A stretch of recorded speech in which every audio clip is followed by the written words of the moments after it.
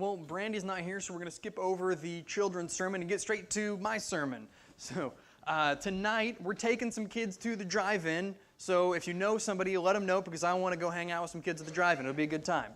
I remember one movie we went to go see because every year, for my birthday just about, I wanted to go to the drive-in with all my friends and camp out at my house. So we took about a dozen kids to the drive-in every year for 5-6 years in a row. And I remember one year, 2004, one of the movies we saw was the movie The Day After Tomorrow. Has anybody seen the movie The Day After Tomorrow? The premise of the movie is Dennis Quaid is this smart scientist, and he predicts that there's climate change is bad and things are about to happen, and there's going to be this big storm that comes up, and it's going to be an ice age type storm. And then that happens, within the matter of, I don't know what the time span is, but really soon after that. And Dennis Quaid is trying to convince people that this is happening. And Dennis Quaid's son, Jake Gyllenhaal, is up in New York because he's a smart kid doing some Scholar Bowl thing. But the premise of the movie is this ice storm comes, covers the entire North America in, feet and feet of ice. And it's this giant hurricane-like storm that comes across. And Jake Gyllenhaal and all his friends are stuck in New York in one of the libraries there. And there's a great scene where the storm is coming over the city, and all of a sudden it goes calm and sunny, and everything is pretty nice out. And they go outside to look at what's going on, and it turns out they are in the eye of the storm. It's a big hurricane, and there's this circle in the very middle that the storm is not happening, and it's all circling around and spiraling around this center spot where nothing is happening. And it's calm, and so they go out and they try to get some resources and try to get some food and things like that. But then, as the edge of the eye of the storm rolls on, this super freeze, I guess is what it would be called, I don't really know, but it comes along and it slowly goes across and approaches them, and it freezes even worse than it was before, and it's a tough time, and they're trying to make sure that they can live, but it's a dangerous time for them where this eye of the storm approaches them and then passes over them.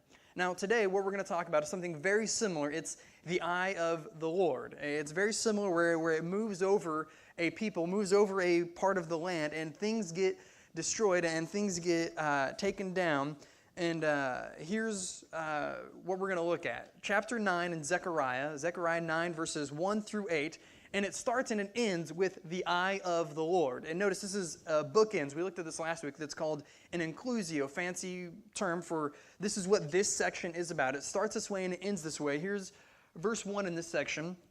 The oracle of the word of the Lord is against the land of Hadrach, and Damascus is its resting place, for the Lord has an eye on mankind and on all the tribes of Israel.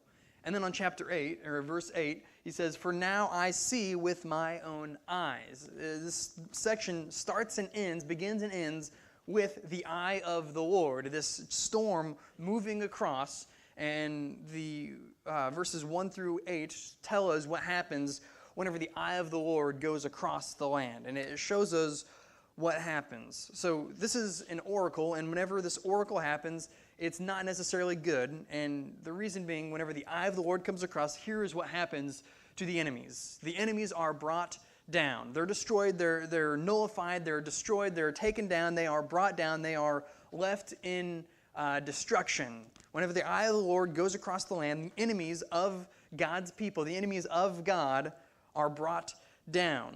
Now, Judah, that's the people that this is written to, they have their fair share of enemies. Way back when with the Egyptians, and then also the Assyrians and the Babylonians and the Persians, and later on the Greeks, and the list goes on. These guys have their enemies, and those are just the big ones, and there's a ton of other smaller ones. There are cities, states that are against them, and it all starts out whenever it shows this destruction of these people with the eye of the Lord, and it starts out with the oracle of the Lord.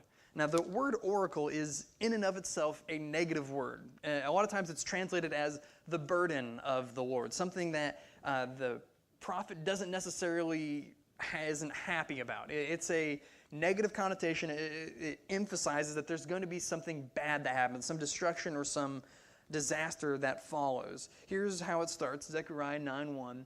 The oracle of the word of the Lord. Oracle is a bad sign for whoever's on the receiving end of it, and it says, is against the land of Hadrach, this known enemy of Judah. The word of the Lord, the oracle of the Lord, is against it. That is a bad sign. You do not want to be on the receiving end of the oracle. And Hadrach, it's negative, has this negative connotation to it, and it's being attacked. Now Hadrach, it's up north of Israel, over in the area of Syria, north of it, and this is where it all starts. This is where the storm, the eye of the Lord, starts to go, and it's going to make its way, work its progress on down through Judah's enemies. And the first one is Hadrach, and it's destroyed, and it is the oracle of the Lord is set against Hadrach. And then it gets more specific. For Damascus is its resting place. Damascus is the city, the capital of this land of Hadrach, this region. And it's specifically on this nation that is a known enemy of Judah. It is bad for these people because the word of the Lord is against them. This negative word is against them. The eye of the Lord is approaching them and going to bring them down. And it's not pretty for them. Not only is it attacked Hadrach and Damascus, but here are a list of a bunch of the other ones. Verses 2, it says, and Hamath and Tyre and Sidon. And then it goes on in verses 5 as well. Ashkelon, we'll see it. Gaza too. Ekron, the king of Gaza, Ashkelon, and mixed people in Ashdod. It goes on. All these people, all these different cities, these nations, are enemies of Judah. And it starts out in the north with Hadrach and Damascus up north. And then it works its way down the coast of next to Israel, directly to the west of Israel. All these different cities, Tyre and Sidon and on down, Gaza and all these places, are against Judah. These are enemies of Judah. Now all these places, Tyre and Sidon, they're up north. We're going to get to them in a minute. And then all these other guys, these Ashkelon, Gaza, Ekron, and Ashdod, those make up what's called the Pentapolis down in Philistia. And you guys heard of the Philistines? Bad guys. We don't like them because they're against God's people. These make up 4 out of 5 of the Pentapolis. These are 4 cities that make up a grouping of capital cities that the eye of the Lord, the oracle of the Lord, is against and is approaching and is bringing destruction and bringing them down. And it's not good for them. So let's get into more of what's going to happen to them. Here's what happens to Tyre and Sidon first. And on Hamath also, which borders on it, Tyre and Sidon, though they are wise, Tyre has built for herself a rampart and heaped up silver like dust and fine gold like the mud of the streets. Now Tyre and Sidon, those are wealthy cities. They have gold like mud and silver like dust. I would love to have gold and silver like dust and mud. I got a lot of that. It'd be nice. These guys are on the coast, out on the water, and it's hard to attack them because they live out on a peninsula. One side is the water, and you can't really attack from that way too easily. And on one side is this thin little island that nobody can really get across, and it's very well defended. And a couple different people try to attack it. I think it was the Assyrians attacked for 5 years, and they failed. And the Babylonians, for 13 years, attacked Tyre and Sidon and failed. Could not attack them. And these cities are very strong. They have these strong, fortified, built-up cities, these walls that nobody can attack. And because they're a port city, a lot of traders come in and out, and they're collecting a lot of wealth. These guys, and that's why verse 2 it says, they think they're themselves wise. Though they are wise, they have collected up a lot of wealth, and people have attacked them, and they can't defeat them. They are doing well, and he says, the eye of the Lord, the oracle of the Lord, is against them. And verse 4 shows us the ramifications of the oracle of the Lord being against them. But behold, the Lord will strip her of her possessions. All of her gold and silver will be taken away, gone. They will not have it anymore. And strike down her power on the sea. All of her fortifications, all of her ramparts, all of her big, strong walls, her fortress that she's built, this castle, is going to be destroyed. They will have no defenses, and she shall be devoured by fire. The city will be burned. God removes her wealth, her protection, and the entire city in and of itself, and it is brought to ruin and is brought down. When the eye of the Lord approaches an enemy of Judah, it's brought down, and it is bad for that people. These great cities, they're enemies of God, and they cannot stand up to God. God's eye passes over them and brings them down, and they have no say in that. But the thing is, God doesn't stop there. He doesn't just stop at Tyre and Sidon. He goes on, and he goes on to those other cities that we just mentioned. Here's verse 5 and 6. Ashkelon will see it. We'll see Tyre and Sidon being brought down and being destroyed and being burned and be afraid, rightfully so. Gaza too, and shall writhe in anguish. Ekron also, because its hopes are confounded. The king shall perish from Gaza, Ashkelon shall be uninhabited. A mixed people shall dwell in Ashdod, and I will cut off the pride of Philistia. And so God starts way up in Damascus, and he goes from there on over to the coast, and he takes down Tyre and Sidon, and then he works down the coast of the Mediterranean Sea, taking out city after city after city, working his way through and destroying them. And here's the route that God takes. Starts out in Damascus, and then to Tyre and Sidon, works his way down to these other cities and destroys them. He brings them down, and he brings destruction to these people. And it's kind of like, since we're using the analogy of a hurricane or this giant storm that brings destruction, whenever, for instance, say you live in Jacksonville, Florida. We all know where Jacksonville, Florida is, up north, close on the eastern side, right? Am I right on that? So imagine you see a hurricane coming on the news, and it hits Miami. And then it goes up to Fort Lauderdale. And then it goes up to Daytona and Orlando. It's coming right at you. You're in Jacksonville, Florida. You watch this hurricane go through, approach right at, coming each and every city, bringing destruction. And if you're watching this happen, you're terrified that hurricane is going to come and flood your house, and you're going to be without a home or worse, dead. That's what these people see. They see this storm, God, Yahweh, bring this destruction through these people after city, after city, after city, after city, coming right at them. And it says, they will be afraid and will writhe in anguish, and their hopes shall be confounded. Their hopes will be useless because they watch God bring destruction through cities as they come towards them, all the way down this coast of the Mediterranean, and they watch in horror as this happens. Now, Zechariah gives this prophecy, and it's about 700 BC. And then 400 years later, in 332 BC, anybody know what happens in 332? Alexander the Great. You guys heard of Alexander the Great? He's one of the best conquerors. People still teach his military tactics today because he was so good.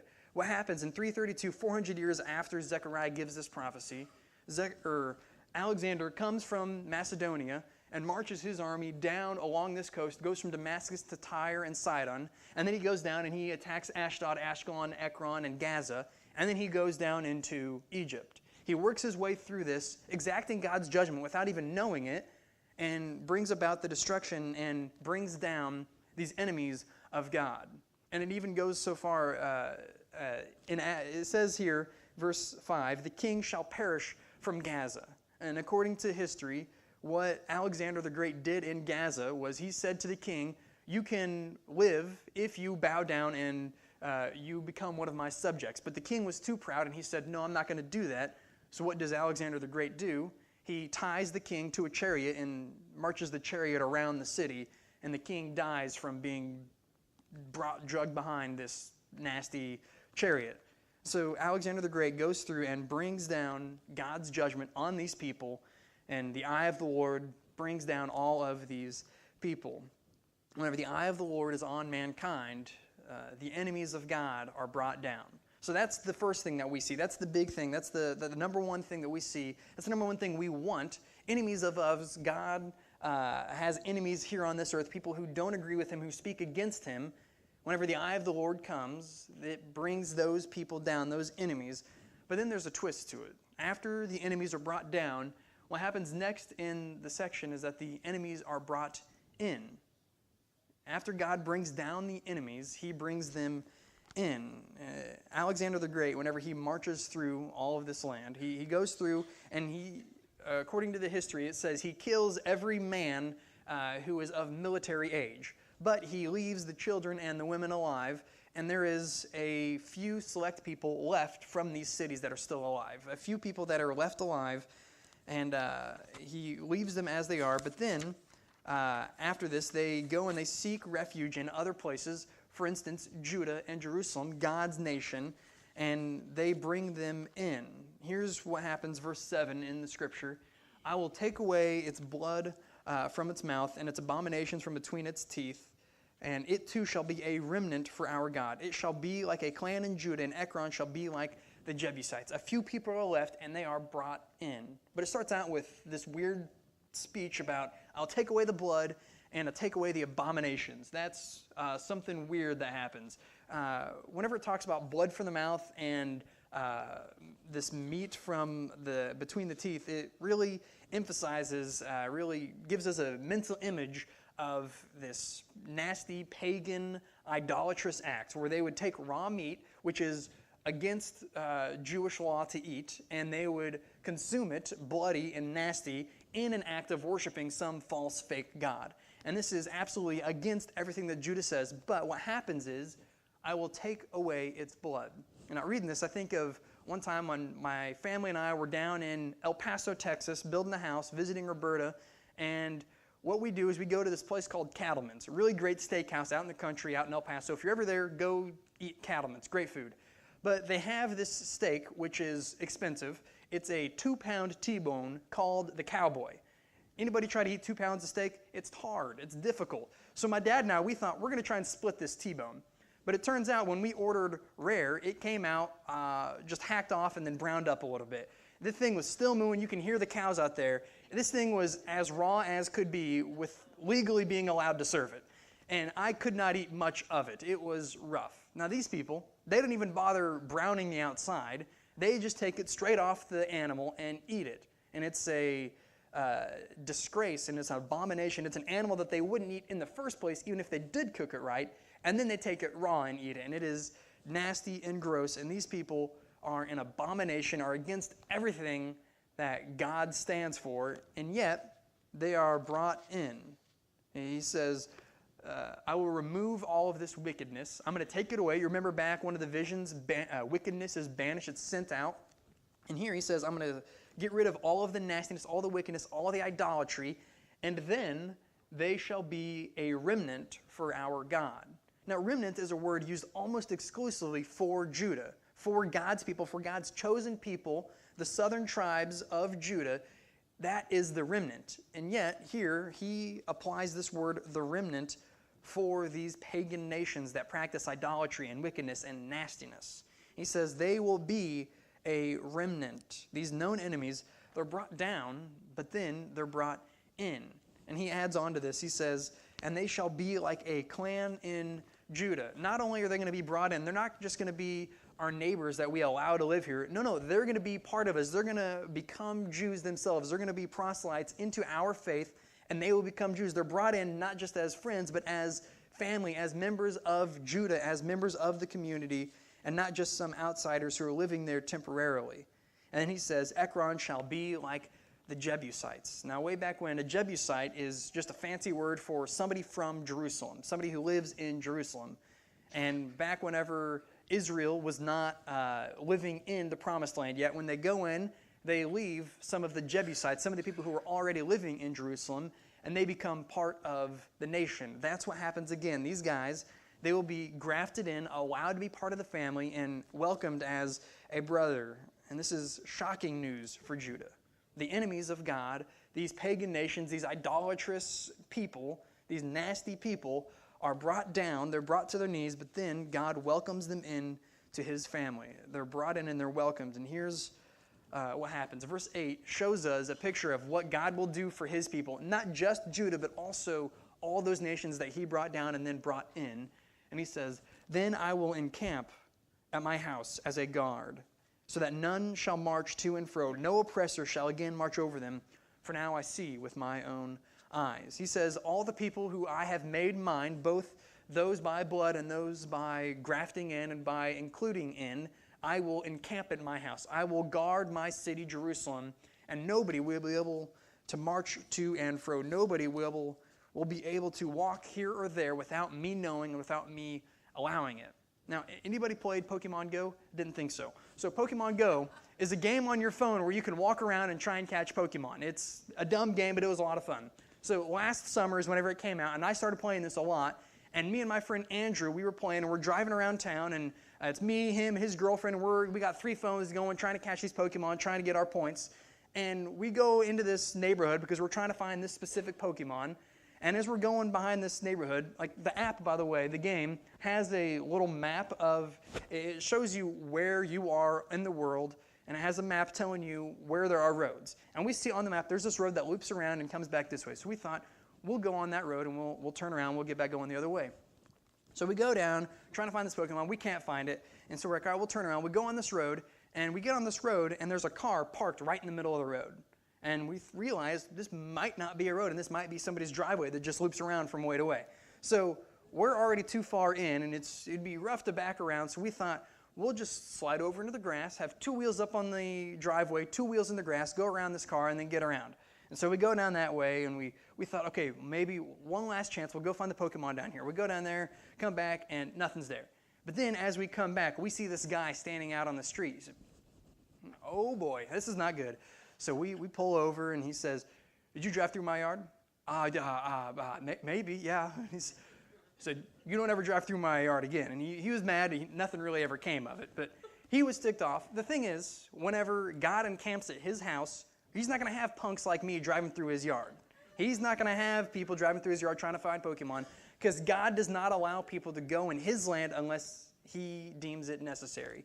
Whenever God's people bring down the other nations, all these neighboring enemies, and then he brings them in, he protects them, and he says, you're mine, I'm going to protect you.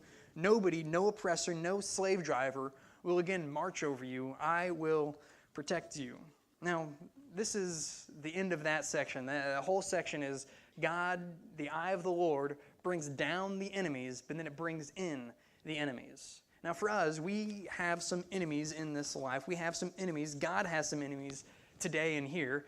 And those often manifest themselves as outspoken atheists or even homosexual atheists, people that like to make fun of us and like to tell us how stupid we are for believing in God.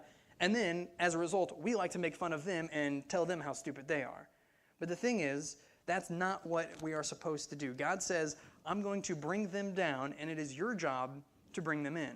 And it's not your job to humiliate them. It's not your job to mock them. It's not your job to tell them they're sinners. It is your job to bring them in. God's going to bring them down, and it is your duty as a Christian and as a person belonging to God's family to welcome them in and share the good news with them. If you guys want to come up and play, I'm going to share a story with you of a couple famous names that you've probably heard. One of them is Jerry Falwell, who was a big-name Baptist preacher back in the 70s and 80s. And the other one is Larry Flynt. You guys heard of that name? He is the founder of Hustler magazine and proponent for pornography and debauchery, basically. Now, these two guys, opposite ends of the spectrum, don't agree with each other in the slightest, both think the other is foolish for doing what they do, and yet, at one point, a lawsuit is brought between the two of them, and then after that, nothing, the other doesn't have to pay the other, and they go on to Larry King Live at one point, years after this, and Larry Flynt, he's thinking, this guy's going to come up and sock me in the face, going to punch me, but instead, what Jerry Falwell does is he gives him a bear hug. And then, after that, soon after, the two of them decide that they should travel the country and do debates in different colleges and public state places. And they're going to debate Christianity, they're going to debate atheism and pornography and all this stuff. And then, at one point, Jerry Falwell is in Florida doing one of these debates with Larry Flynt, and his son is there. And after the debate, Larry Flynt comes and says, hey, can I ride with you on your jet back to Virginia? And he says, yeah, sure, that's no problem. So he gets on the jet, Larry Flynt, Jerry Falwell, two opposite ends of the spectrum, with Jerry Falwell's son there. And what the two men do, they don't debate, they don't argue. What they do is they talk about sports, politics, food, anything and everything, and they get along just as friends would. And then after they land, Larry Flynt gets off the plane and goes on his way. And Jerry Falwell's son says to him, he says, Dad, what are you thinking? That man opposes everything you stand for, and you treated him like he was a member of your church. And here's what Jerry Falwell said. He said, someday, Larry Flynt is going to be hurting and lonely, and he's going to call somebody for help, and I want to earn the right for that call. You see, God, he's going to pass his eye across this land at some point, and people who we deem enemies of God will be brought down, but it's our duty to bring them in. So whenever God brings people down, will you be there to bring them in?